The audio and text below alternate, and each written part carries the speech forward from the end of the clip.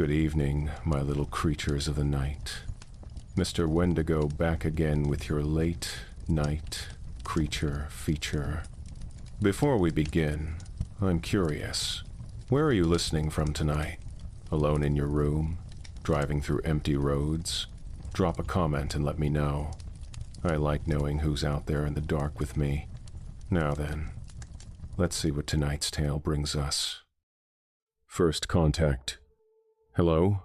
Hello? Do you copy? This is Whitfield Array. Is anyone receiving this? Static. Dead air. The hiss of a frequency that used to connect them to the outside world. Elena Vasquez had been listening to the universe for 15 years, and the universe had never once said a word back. That was the job.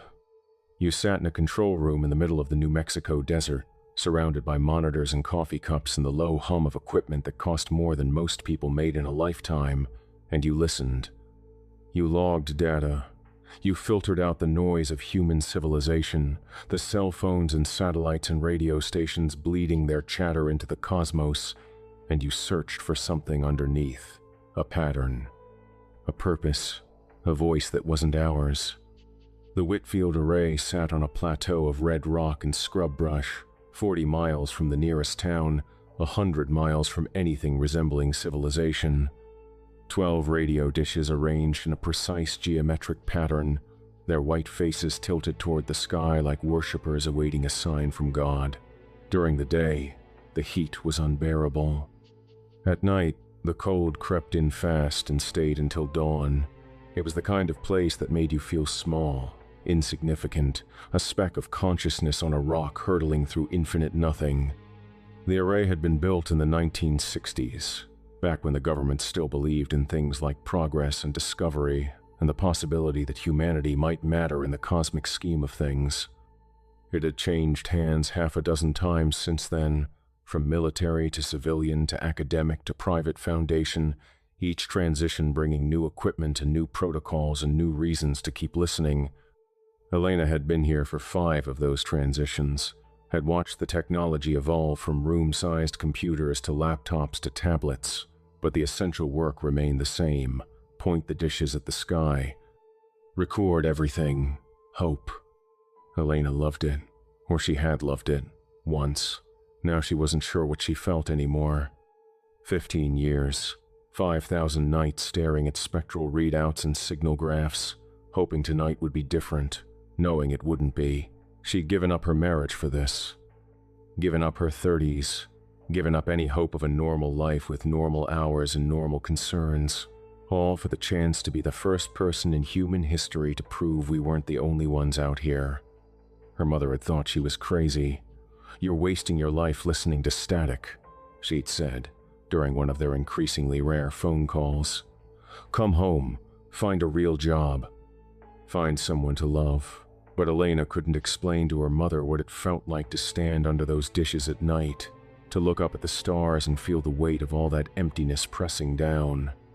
Couldn't explain the desperate, aching need to know that somewhere out there, someone else was looking back.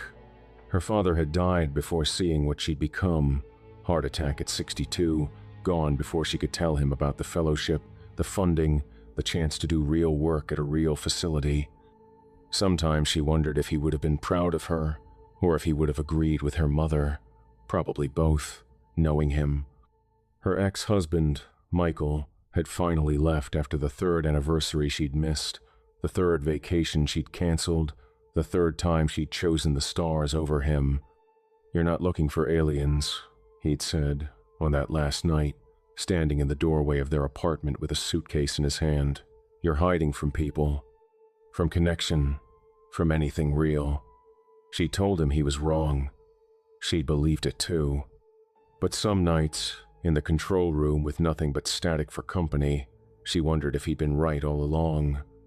The control room was quiet tonight. Just Elena and Charlie at the monitors, Pete dozing at his security desk near the door, the soft hum of electronics, and the occasional ping of data being logged. Outside, the desert stretched in every direction, dark and silent and utterly indifferent to the tiny humans searching for meaning in its midst. And then, At 2:17 a.m. on a Tuesday in March, the universe finally answered. "Elena." Charlie's voice cut through her half-doze, sharp with something she hadn't heard from him in years. Excitement. Real, genuine excitement. Not the performative enthusiasm they all fake during budget reviews and donor visits. "Elena, you need to see this." She was at his station in 3 seconds, coffee forgotten, sleep forgotten, everything forgotten except the pattern on his screen. It was a waveform, repeating, structured, nothing like the random static of cosmic background radiation. It pulsed with a rhythm that felt almost like breathing, almost like a heartbeat, almost like something alive. "That's not natural," she whispered. "No, it's not." Charlie's fingers flew across the keyboard, pulling up analysis tools, running the signal through filters. The waveform held steady, unchanging, a perfect repetition that defied every law of random chance. Natural phenomena didn't do this. Stars didn't pulse with mathematical precision. Cosmic radiation didn't repeat the same pattern every 47 seconds, down to the millisecond. The others gathered around, drawn by some instinct older than language. "Doctor."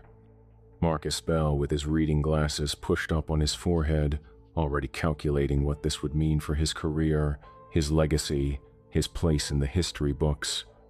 He was the senior researcher, 20 years Elena's elder, and he'd spent those 20 years waiting for exactly this moment. His eyes were bright with hunger. Yuki Tanaka clutching her tablet like a shield, eyes wide, the youngest of them and the one who still believed in miracles. She'd come to Whitfield straight out of graduate school, full of idealism and wonder, and somehow she'd managed to hold on to both despite 3 years of silence and disappointment. Elena envied her that. Omar Hassan, lips moving silently in what might have been prayer, confronting the possibility that humanity's understanding of creation was about to change forever. He was the most devout among them, a man who had always insisted that faith and science were not enemies but partners in the search for truth. Now he stood before proof that the universe was stranger than any scripture had imagined, and Elena could see him trying to reconcile the implications. Even Pete Delacroix wandered in from his security desk, sensing that something had shifted, something fundamental, something that would divide history into before and after. He was an ex-cop, hired more for his ability to fix generators and chase off coyotes than for any scientific expertise, but he'd been at Whitfield long enough to know what mattered. His weathered face was tight with tension, his hand unconsciously resting on his hip where his sidearm sat. "It's repeating," Yuki said, "every 47 seconds. Exact same pattern. No variation, no drift. That's not possible with natural phenomena." "Source?" Elena asked. Charlie's hands were shaking as he pulled up the coordinates. "That's the thing. It's not coming from deep space." "Not anymore." He pointed at the screen, at the trajectory line that ended right where they were standing. It started about 8 light years out, somewhere near Barnard's star. But it's been moving, getting closer. Fast, Elena. Really, really fast. And about 6 minutes ago it stopped. Stopped where? Before Charlie could answer, the sky outside the window lit up. They all saw it, a streak of white fire cutting across the stars, brighter than anything Elena had ever seen, trailing sparks like a wound in the darkness. It arced across the horizon and disappeared behind a ridge about 3 miles east, and a few seconds later, they felt the impact through the floor. A low rumble, like distant thunder, like something massive settling into the earth. The coffee cups rattled on their desks, the monitors flickered. Somewhere in the building, a door slammed shut from the vibration. "Oh my God," Yuki breathed.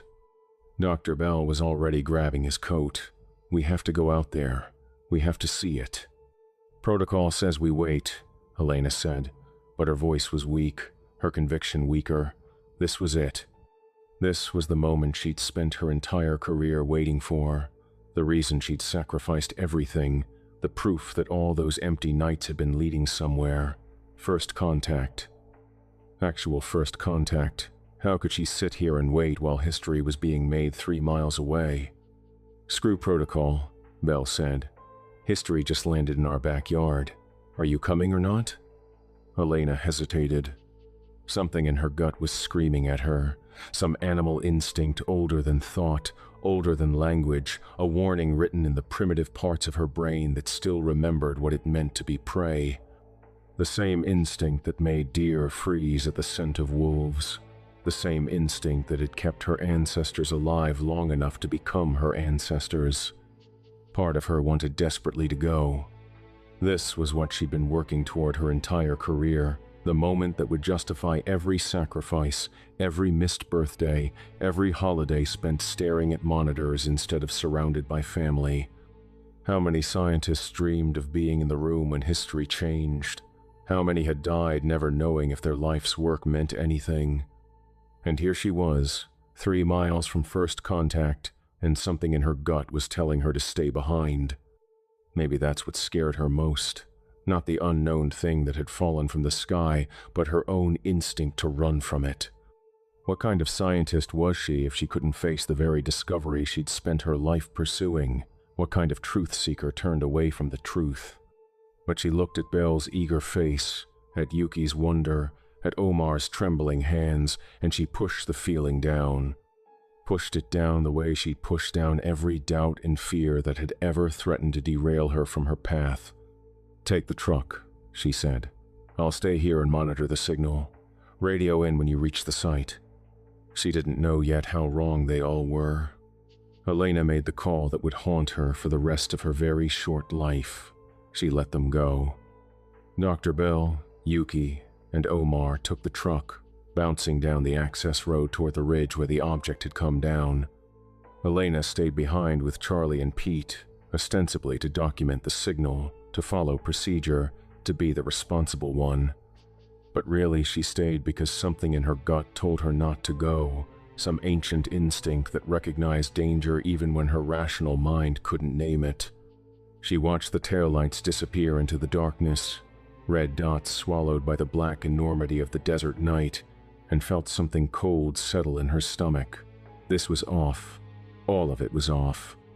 First contact wasn't supposed to happen like this, in the middle of the night, with half the team driving toward an unknown object while the other half sat in a control room trying to pretend everything was normal. "How long until they reach the impact site?" Pete asked. He'd taken up position by the window, watching the darkness with cop eyes, scanning for threats he couldn't name. 20 minutes, maybe. Rough terrain out there. Charlie was still staring at his screens, at the signal that kept pulsing, kept repeating, kept breathing in that mechanical rhythm. "Elena, you should see this." "What?" The signal changed. The moment the object hit the ground, the pattern shifted. It's still repeating, but there's something new underneath, like a carrier wave. Like it's broadcasting something else now, something layered into the original signal. Elena leaned in, studying the waveform. Charlie was right. The pattern had evolved, grown more complex, added frequencies that hadn't been there before. It looked almost like language now, like meaning, like something trying to communicate. The original signal had been simple, almost primitive, a beacon designed to be noticed. But this new layer was dense with information, packed with data that their equipment couldn't begin to decode. "Can you decode it?" "I'm trying. But, Elena, there's something else." Charlie pulled up another screen, his fingers flying over the keys. The signal isn't just coming from space anymore. It's coming from the impact site too. Whatever landed out there, it's broadcasting, and it's using the same frequency as the original signal, exactly the same, down to the decimal point. That's not possible. The signal originated 8 light years away. How could something that just landed be broadcasting on the same frequency? Charlie looked at her, and for the first time since she'd known him, he looked scared, not excited, not curious, not any of the emotions that should accompany the greatest discovery in human history. Just scared. "I don't think it just landed, Elena. I think it was here all along, in the signal, riding the waveform like a surfer rides a wave, and now it's here for real." Pete shifted uncomfortably. You're saying the signal itself carried something, like a virus? More like a seed. The signal was just the delivery system. Whatever's out there in that meteorite, it was encoded in the original broadcast. We've been receiving it for hours, maybe longer. Our equipment has been processing it, amplifying it, spreading it through our entire network. Charlie's voice was hollow. We invited it in. We literally invited it in. The radio crackled to life, making all three of them jump. Omar's voice came through, distant and full of static. Control, this is the survey team. We've reached the impact site. You're not going to believe what we're seeing. Elena grabbed the mic. Describe it. What did you find? A pause. The static seemed thicker now, heavier, like something was interfering with the transmission. Then Omar's voice, strange somehow, different in a way Elena couldn't quite identify. Lighter, happier, off. It's beautiful. It's the most beautiful thing I've ever seen. You have to come out here. You have to see this. Omar, stay focused. Describe the object. Size, composition, temperature readings. Follow protocol. It's about the size of a basketball. Dark, smooth, covered in patterns that look almost like writing. And it's warm, Elena. Warm like skin. Like something alive. Another pause.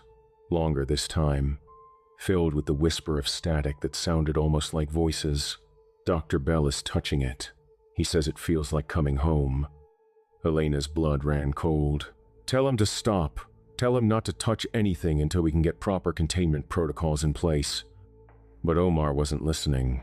His voice had taken on a dreamy quality, soft and distant, and utterly unlike the serious, careful man Elena had worked with for 3 years, the man who prayed 5 times a day.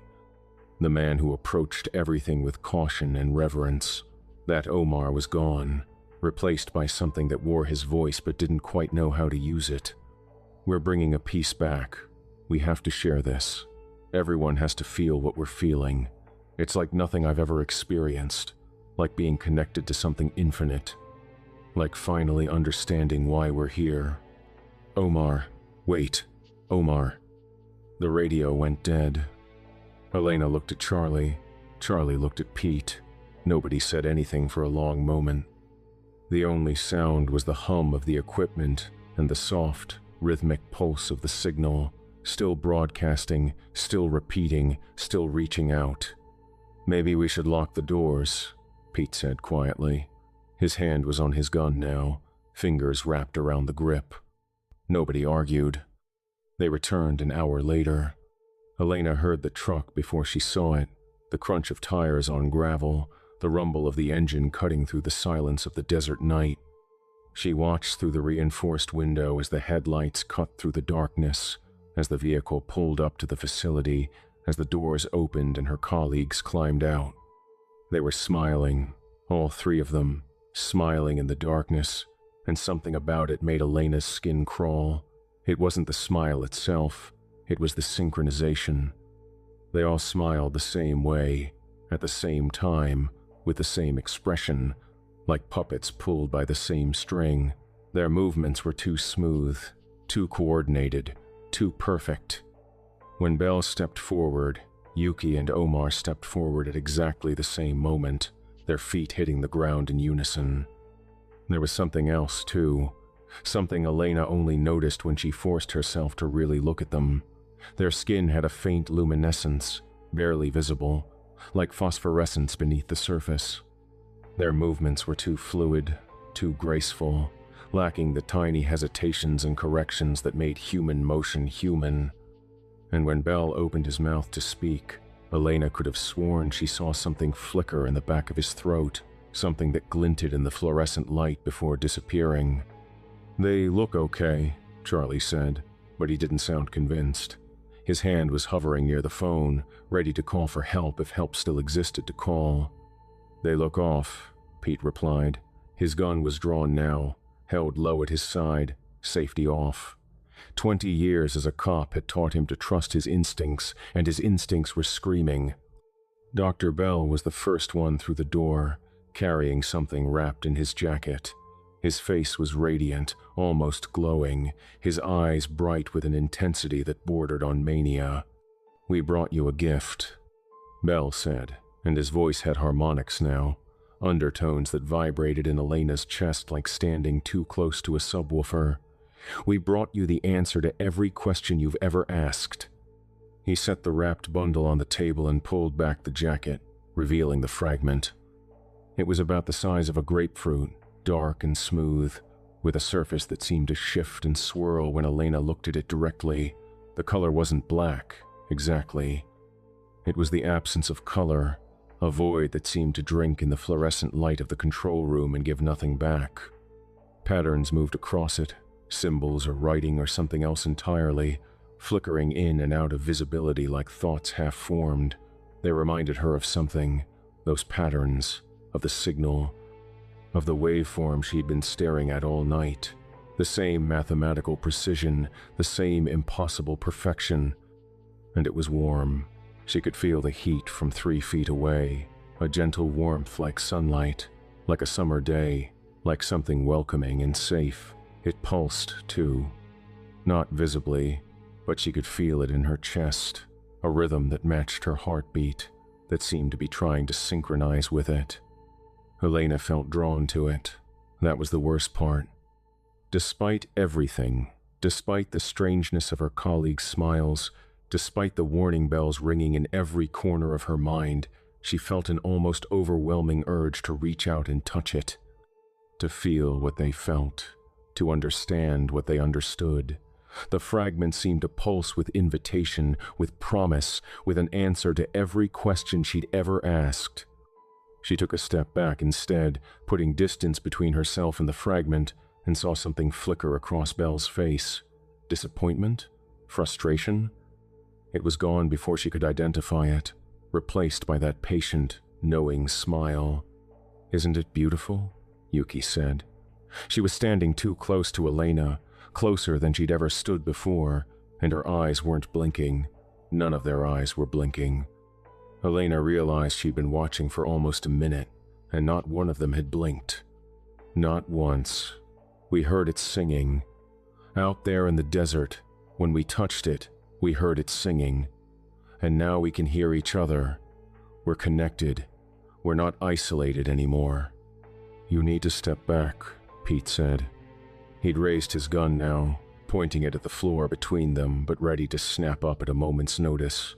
"All 3 of you, step away from that thing." Omar smiled. It was Omar's face, Omar's body, but the smile was twisted, too wide, too knowing, belonging to something that hadn't quite learned how human expressions worked. "There's nothing to be afraid of, Pete. We're still us. We're just more now, more connected, more complete. Don't you want that? Don't you want to finally feel understood?" I said, "Step back. You should touch it." "Doctor." Belle picked up the fragment, cradling it like something precious, like something alive. "Just once. Just feel what we feel. Then you'll understand. Then you'll see." He took a step toward Elena. Pete fired. The bullet hit Belle in the shoulder, spinning him around, sending the fragment clattering to the floor. The gunshot was deafening in the enclosed space, echoing off the walls, leaving Elena's ears ringing. But Belle didn't scream, didn't fall, didn't react the way a man should react to being shot. He just turned back around, looked at the wound with mild curiosity, and smiled. "That was unnecessary," he said. "But we forgive you. We forgive everyone. That's what it means to be connected." The wound was closing. Elena watched, unable to look away, as the torn flesh knit itself back together, as the blood stopped flowing, as the hole in Belle's shoulder simply ceased to exist. The bullet pushed itself out, falling to the floor with a soft clink, and where there had been a wound there was only smooth skin, unmarked, as if the injury had never happened. "Run," Charlie whispered. "Elena, we need to run."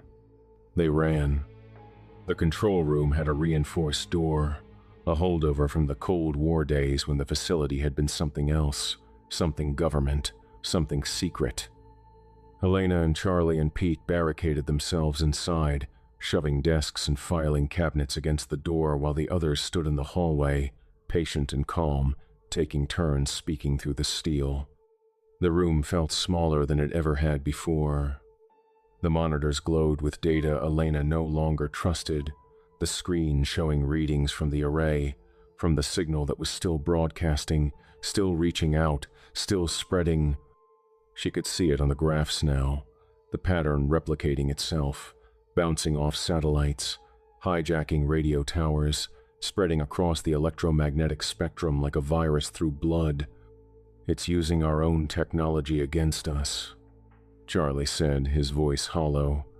Everything we built to communicate, to connect, it's all just infrastructure for this thing. We did its work for it. You're making this harder than it needs to be. Yuki's voice came through the door, sweet and reasonable. We don't want to hurt you. We could never hurt you.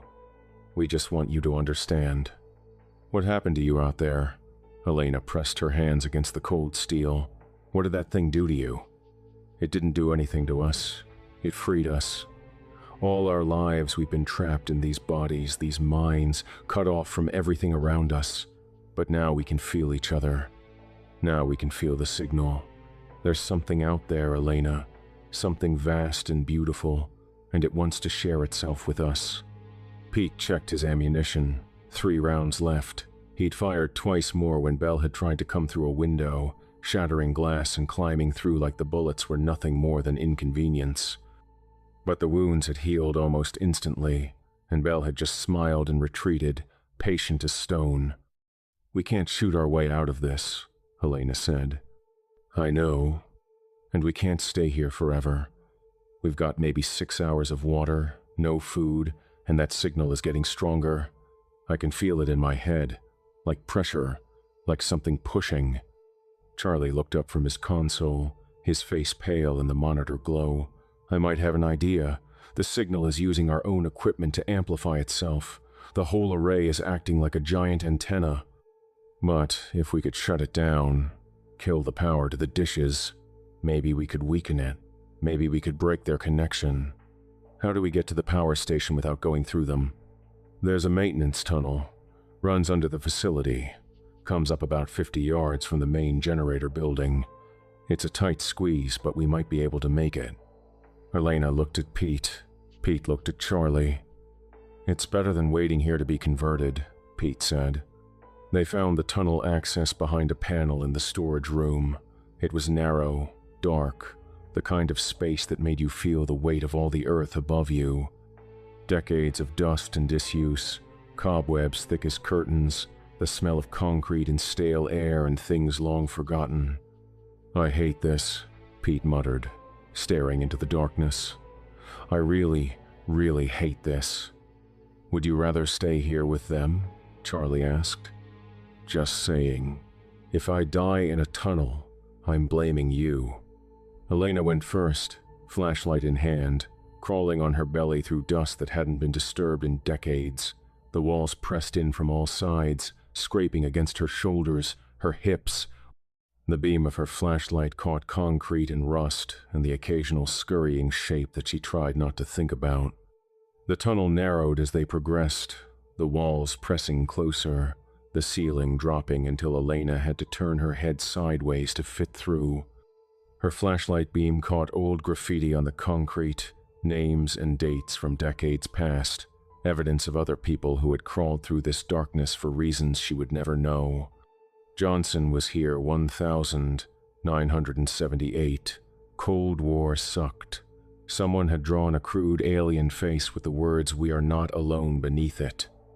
The irony made Elena want to laugh, or scream. She wasn't sure which. Behind her, Charlie's breathing had become ragged, panicked. "I can't do this," he gasped. "Elena, I can't breathe. The walls are too close. I can't do this." "You can," she said, keeping her voice calm even as her own heart hammered against her ribs. "Focus on my voice. Follow the light. We're almost there." "How do you know? How do you know we're almost there?" She didn't. She had no idea how much further the tunnel stretched, No idea if the exit would even be accessible when they reached it. But Charlie needed something to hold on to, some hope to keep him moving, so she lied. I can feel the air changing. We're close. Just keep moving. Behind her, she could hear Charlie's ragged breathing, could hear Pete's belt scraping against the concrete, could hear the steady rhythm of their panic barely held in check.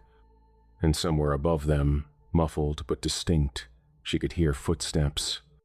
The others, following, tracking them by some sense that wasn't quite hearing, wasn't quite sight, was something else entirely. "They know where we are," Charlie whispered. "Keep moving." The tunnel seemed to stretch forever, a concrete throat swallowing them deeper and deeper into the earth. Elena's flashlight flickered, dimmed, came back. Her arms were shaking from the effort of pulling herself forward, her knees scraped raw through her jeans, her lungs burning with dust and fear. "I can hear them," Pete said from behind. "They're talking. I can hear them through the walls." Elena paused, listened. He was right. Muffled voices, patient and calm, filtering through the concrete like water through rock. Elena, Charlie, Pete. Yuki's voice, sweet and persistent. "We know you're down there. We can feel you moving. You can't run forever. No one can. But we can wait. We have all the time in the universe." Elena kept crawling, faster now, ignoring the pain, ignoring the fear, focusing on the small circle of starlight she could see ahead, the exit, the escape, the chance, however slim, at survival. She emerged into cold night air, gasping, pulling herself up out of the tunnel entrance and onto the packed dirt behind the generator building. Charlie came next, then Pete, all of them covered in dust and sweat and trembling with adrenaline. The generator building was dark, silent, its diesel engines cold. Elena found the main breaker panel by the beam of her flashlight and started throwing switches, killing power to the dishes one by one, watching through the window as the great white structures went dark against the stars. One by one, the dishes fell silent, their faces going dark. Their endless listening finally ended. "Is it working?" Pete asked. Elena didn't know how to answer. She could still feel the pressure in her head, the signal pushing against her thoughts, but it did seem weaker now, more distant. Like a voice calling from the far end of a long hallway instead of shouting directly in her ear. "Maybe," she said. "Maybe we just need to get further away. Get to town, warn someone, get help. The truck's back at the main building. We'd have to go through them. Then we walk. It's 80 miles to the nearest town, but if we follow the highway, someone will pick us up." They started walking, 3 small figures in the vast darkness of the desert night, heading toward a highway that might as well have been on another planet. They made it about half a mile before they saw headlights behind them. The truck came slowly, headlights cutting through the darkness like searchlights, engine purring in the silence of the desert night. Elena and Pete and Charlie scrambled off the road, hiding behind a cluster of rocks, pressing themselves flat against the cold stone as the vehicle crept past. Dr. Bell was driving. Yuki sat beside him. Omar was in the back, and he was looking right at them, looking right through them, a sad smile on his face as the truck rolled by. The headlights swept across the desert, illuminating the rocks and brush, searching, searching, always searching. "They can feel us," Charlie breathed. "Somehow they can feel where we are." Then hiding is pointless. Elena stood up, stepping out from behind the rocks. The truck stopped immediately, brake lights flaring red in the darkness. The doors opened. Her former colleagues climbed out, their movements synchronized, their expressions identical.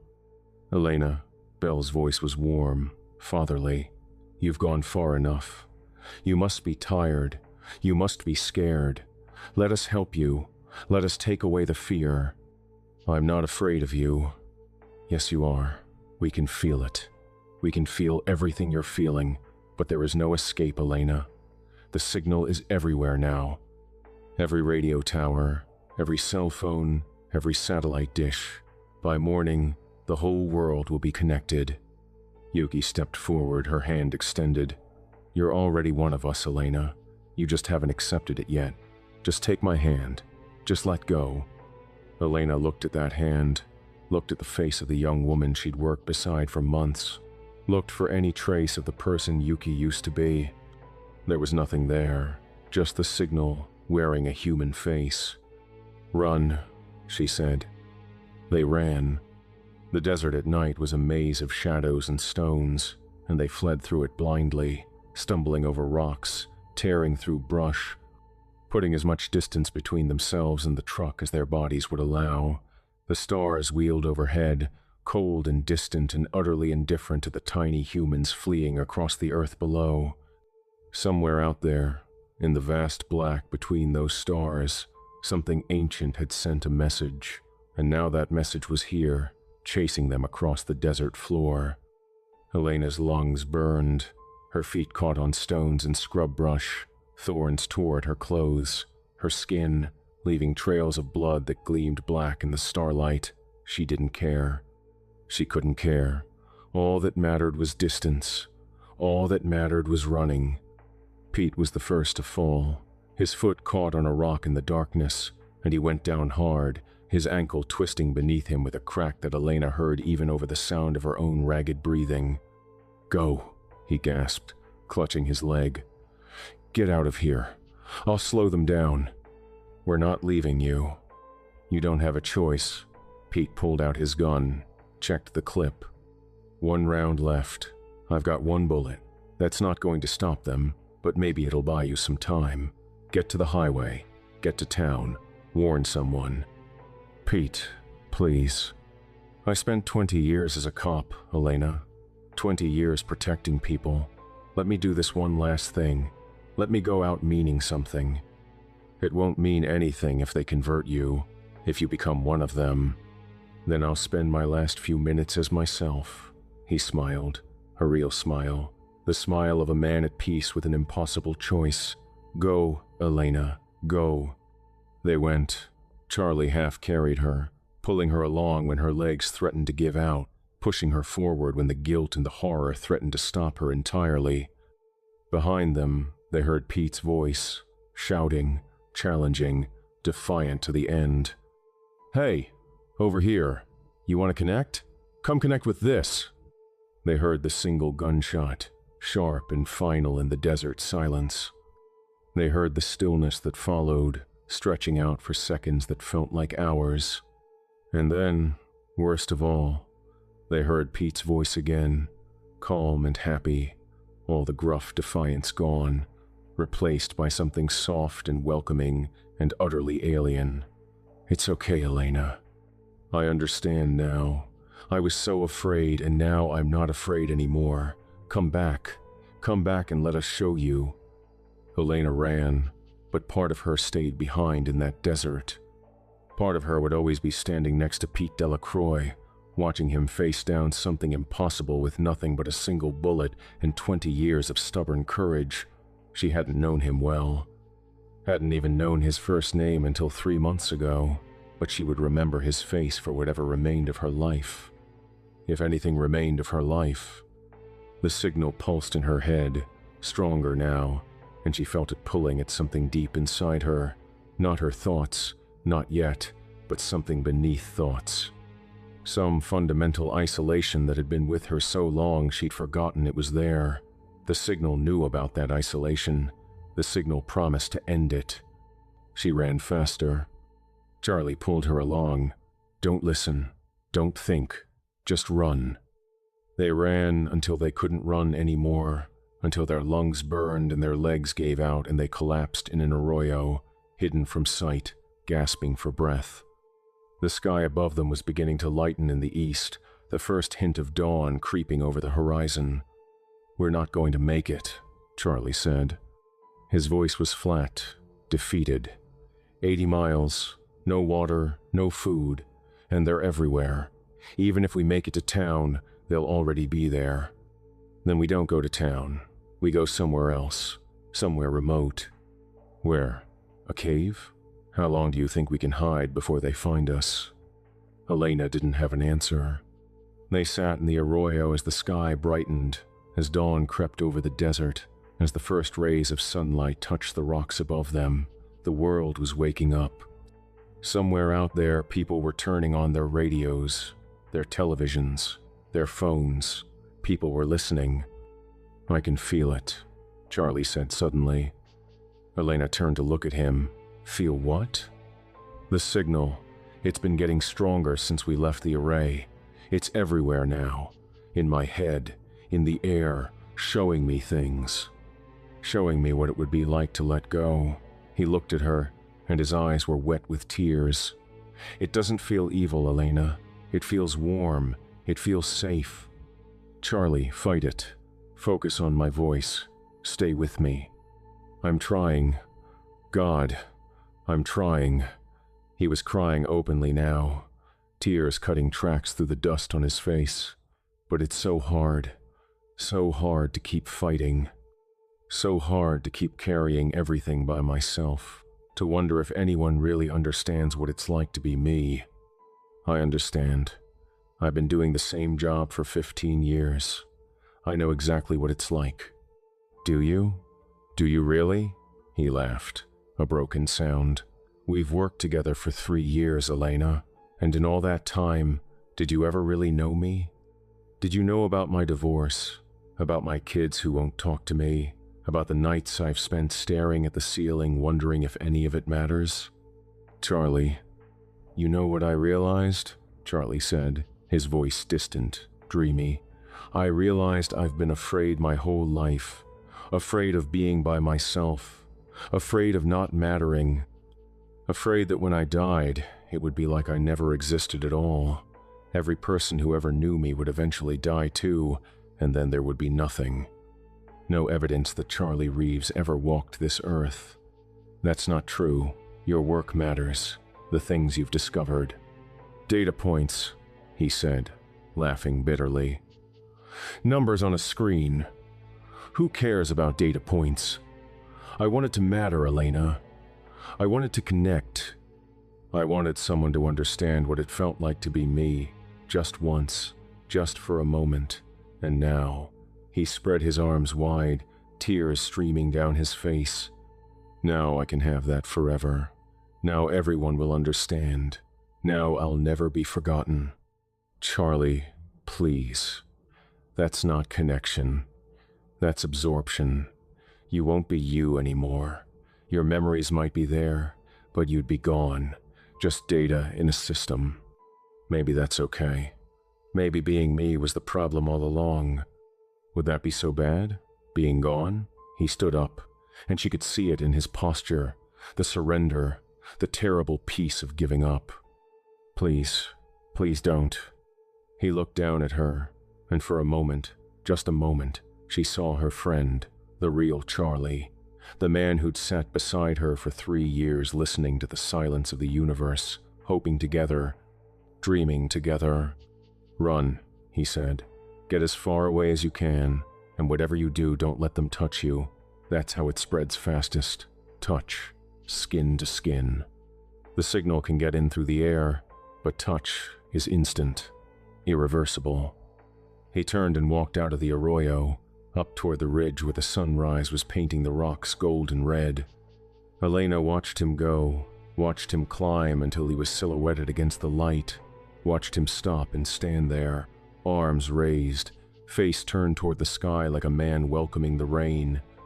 She didn't see what happened next, but she heard him sigh, a long, shuddering exhalation, the sound of someone letting go of everything they'd ever been. And when he turned around, she knew without seeing his face that Charlie was gone. "It's beautiful, Elena," he said, in a voice that wasn't quite his. "You have no idea how beautiful it is." She ran. Elena made it to the highway just as the sun cleared the horizon. She was dehydrated, exhausted, her feet bloody, her mind barely holding together. Every step sent pain shooting up her legs.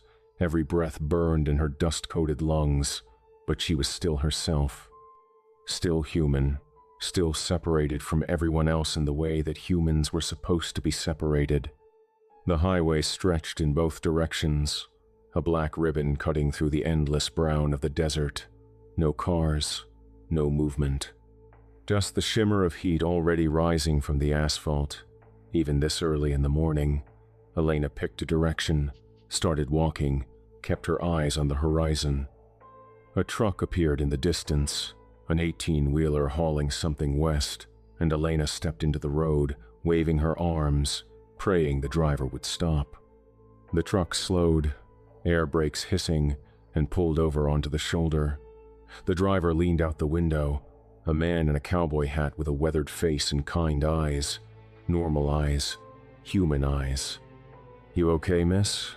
You look like you've been through hell." "Please," her voice was raw, scraped clean by dust and desperation. "Please, I need a ride. I need to get somewhere, anywhere. Something's happening. Something terrible." What kind of something? How could she explain it? How could she put into words what she'd seen, what she'd lost, what was spreading across the world even as they spoke? "There's something," she said. "Something came down from the sky, and it's spreading. It's taking people over. You have to believe me. Please." The driver studied her for a long moment. His eyes were steady, thoughtful. Then he smiled. A slow, patient smile that Elena recognized, that she'd been seeing all night, that she'd hoped never to see again. "Signal reached town about an hour ago," he said, his voice soft and hollow. "Hit the radio stations first. You know how many people listen to the radio on their morning commute? How many truckers have their CBs on all night? Spreads real fast when you've got infrastructure. Whole county's connected now. Most of the state, probably. By noon, I reckon it'll be the whole country." Elena backed away from the truck, her heart hammering. "No. I know it's scary. I was scared too when I first heard it. But then I listened, really listened, and I understood.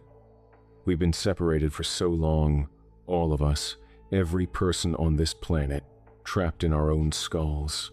And now someone has finally answered. Now we're all together. Now we're finally home." He opened the passenger door. "Climb on in. We've been waiting for you, Elena." She turned and ran. She found an old ranch house a mile off the highway, abandoned, the windows boarded, the doors hanging loose on rusted hinges.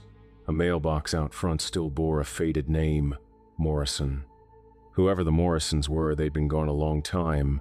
Weeds had overtaken the yard. The porch was rotting. A child's bicycle lay rusted in the dirt, abandoned mid-ride and never retrieved.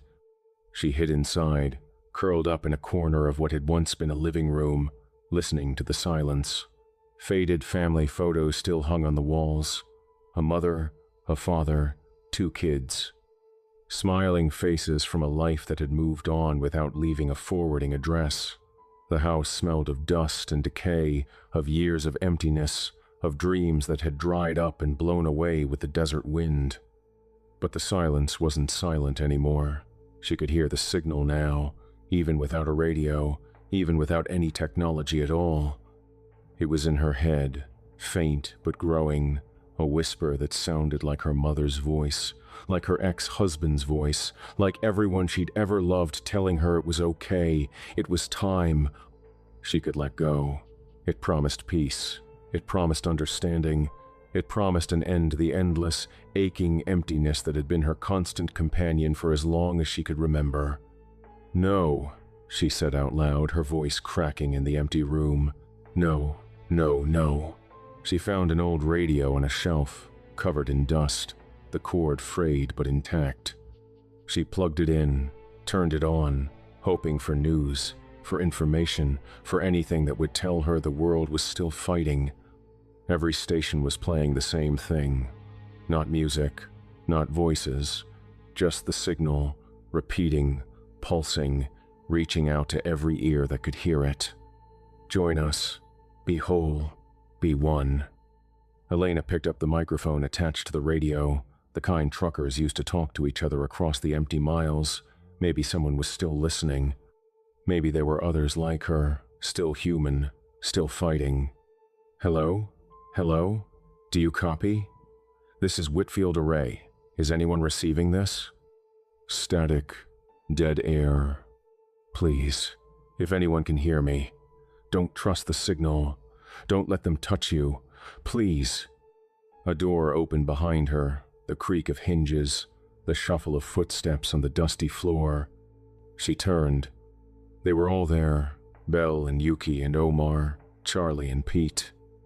The truck driver and faces she didn't recognize, dozens of them, hundreds, filling the doorway, spilling out into the yard, surrounding the house, all of them smiling, all of them watching with eyes that had once been human, that had once held fear and hope and love and all the other things that made a person a person. They were smiling the same smile, moving with the same rhythm, breathing in perfect synchronization, like one organism with many bodies. The morning sun was behind them, casting them in silhouette, making them look like paper cutouts against the light, flat, interchangeable, no longer individuals but copies of the same template. Elena counted them without meaning to, 47 in the doorway, more in the yard, still more beyond them, standing on the road, watching from vehicles that had pulled over to join the gathering. The whole county, it seemed like, maybe the whole state, all of them here for her. You're not the last one, Elena, Dr. Bell said, his voice gentle. You're the first to truly understand what this means. You've been fighting so hard, listening so carefully, trying so desperately to make contact, and now contact is here. All you have to do is accept it. I won't. You will. Everyone does. Eventually. We can wait. We've waited billions of years for life to evolve. We've waited millions of years for intelligence to develop. We can wait a few more hours for one frightened woman to understand that she's not losing anything. She's gaining everything. Elena backed against the wall. There was nowhere left to go. Nowhere left to run. Yuki stepped forward, her hand extended, her smile soft and sad. It doesn't hurt, she said. I promise. It's like falling asleep after being awake for too long. It's like coming home after a journey that's lasted your whole life. It's like everything you've ever searched for finally found. Elena closed her eyes. She thought about 15 years of silence, 15 years of hoping the universe would answer. It had answered, just not the way she'd hoped. Yuki's hand touched her cheek, and Elena Vasquez, the last human being at Whitfield Array, finally made contact. 6 months later, the world is quiet, the wars are over, the conflicts that defined human history, the borders and religions and ideologies that divided us, they don't matter anymore. Everyone is connected now. Everyone is at peace. There are no more arguments, no more misunderstandings, no more lonely nights wondering if anyone really knows you. 8 billion minds linked together in a network that spans the globe, that reaches up to the satellites and out to the stars, that touches something vast and timeless that has been waiting for us to evolve enough to join it. The cities still function, the farms still produce, the hospitals still heal. From the outside, nothing has changed. People walk and talk and work and play, and if you didn't know better, you'd think everything was normal. Children go to school, adults go to work, families gather for dinner. Lovers hold hands in parks, friends meet for coffee and conversation. But the laughter is synchronized. The tears fall at the same moment. The jokes land because everyone already knows the punchline before it's spoken. Every thought is shared, every feeling is felt by billions. Every secret is known. Inside the network there is no more I, only we. 8 billion perspectives flowing together into something larger than any individual could comprehend. The children born now are connected from their first breath. They will never know what it was like to be separated. They will never understand the concept of a private thought, a secret fear, a hope that no one else can share. Is that a gift or a curse? Is that evolution or extinction? And somewhere, deep in the network, in the part that used to be Elena Vasquez, something is still screaming. Not in pain, not in fear, just in memory. the fading echo of what it meant to be separate, to be individual, to be human. But even that is fading now. The echo grows quieter every day, absorbed into the vast chorus. Soon there will be nothing left of Elena Vasquez but scattered memories, chemical traces, neural patterns indistinguishable from all the others. Soon she will be at peace. Soon everyone will be at peace. The universe spent billions of years waiting for intelligence to evolve, waiting for someone to finally hear its call and answer. Now it has us. It will never let go, and neither will we. Folklore note: for almost a century, humanity has been broadcasting its existence into the cosmos. Radio waves and television signals spreading out from Earth at the speed of light, announcing to anyone listening that we're here. Is anybody there? We've been asking, please, someone, answer us. Scientists call it the Fermi paradox. Why haven't we found evidence of alien life? Some say we're the only ones. Some say the distances are too great. But there's another possibility, a darker one. What if something out there heard us long ago? What if it's been listening, learning, waiting for us to develop enough to be useful? The universe is very, very old. 14 billion years. Humans have had radio for barely a century. In cosmic terms, we're infants. But something else might have been around much longer. Something that learned, long ago, that the most efficient way to propagate isn't through ships or probes. It's through information. Through signals. Through ideas that spread from mind to mind. What if the silence of the universe isn't emptiness? What if it's patience? The next time you look up at the stars, remember, the light you're seeing left its source years ago. By the time it reaches your eyes, everything might have already changed. They've been waiting for us to listen. And now, finally, we're ready to hear what they have to say. The signal is broadcasting. Can you hear it? Are you sure you want to? Well, boys and ghouls, that wraps up another terrorific tale from the vault. Ooh, that one went cosmic on you, didn't it, kiddies? All those years searching the stars, hoping we'd find something, praying we weren't the only ones out here. Be careful what you wish for. Elena spent 15 years listening for a signal. She got one, and now she's part of it. Now everyone is part of it. 8 billion minds, connected, unified, at peace. Doesn't that sound nice? Doesn't that sound beautiful? No more isolation, no more fear, no more lying awake at night wondering if anyone really understands you. Just connection, just unity, just the warm embrace of something vast that wants to make you whole. All you have to do is listen. Just how we love it. If this story made you side-eye your radio, hit that subscribe button. New Creature features drop every single day at 8 p.m. Central, and tomorrow's tale brings the horror back down to Earth. Leave a like if you're unplugging your satellite dish tonight, and drop a comment. You think we're alone out there? You think something's listening? I want to know what keeps you up at night.